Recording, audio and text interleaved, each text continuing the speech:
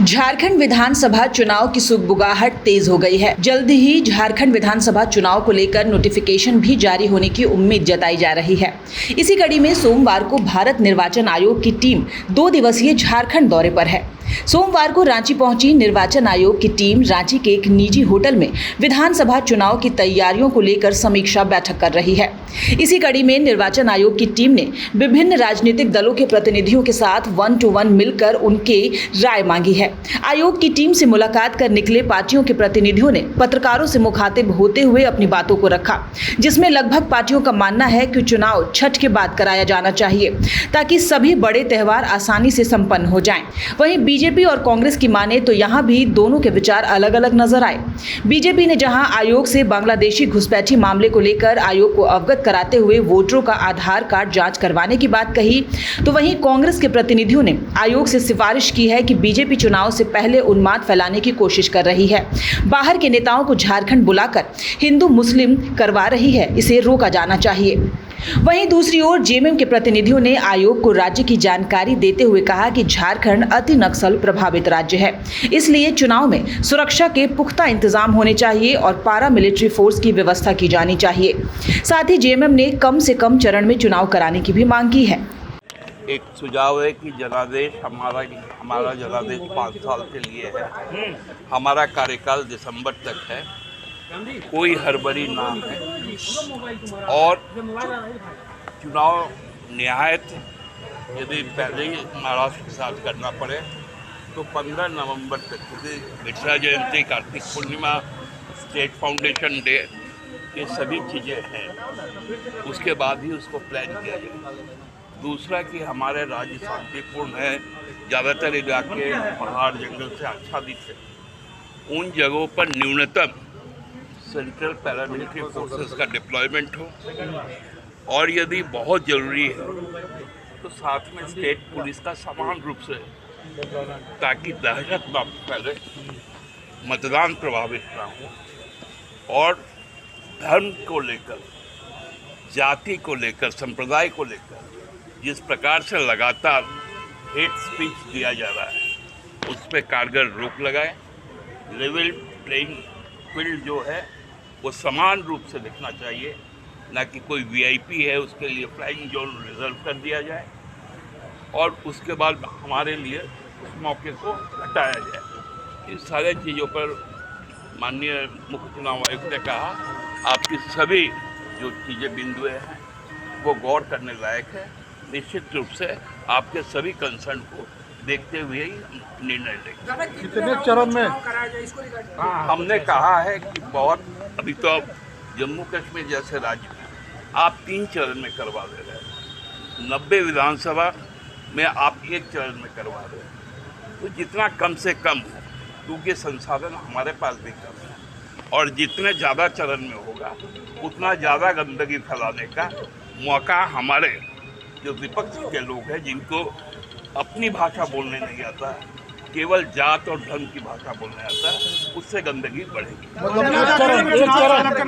मैंने तो कहा दुर्गा पूजा से लेकर काली पूजा, छठ पे बड़ा एक संख्या बाहर चल जाता है जो 10-12 तारीख तक लौटता है और उसके बाद 15 तारीख को कार्तिक पूर्णिमा भी है, हमारा स्टेट फाउंडेशन डे है, बिरसा जयंती है, तो जो भी चीज़ें हों वो 15 नवंबर के बाद।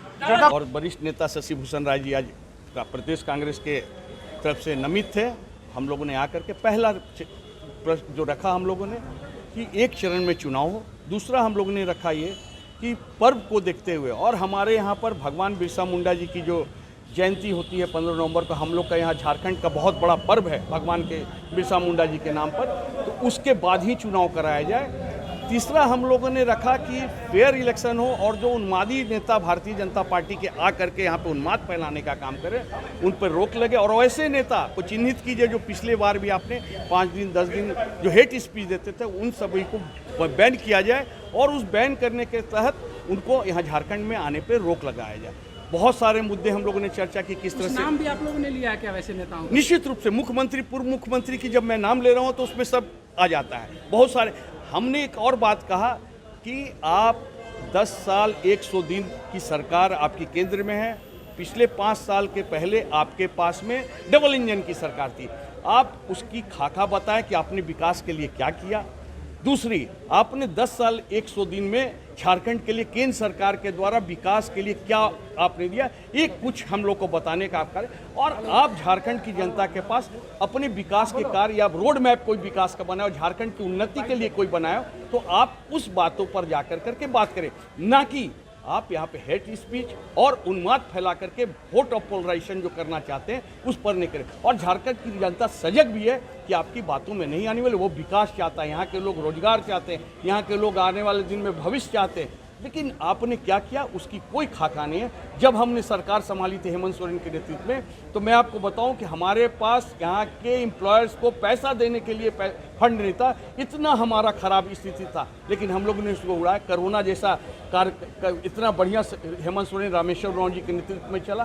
तो इन सब बातों को लेकर के हम लोगों ने सारी बातों को चिन्हित किया कि आप अगर फेयर इलेक्शन कराना चाहते हैं तो आप उन्मादी नेताओं पर रोक लगाएं।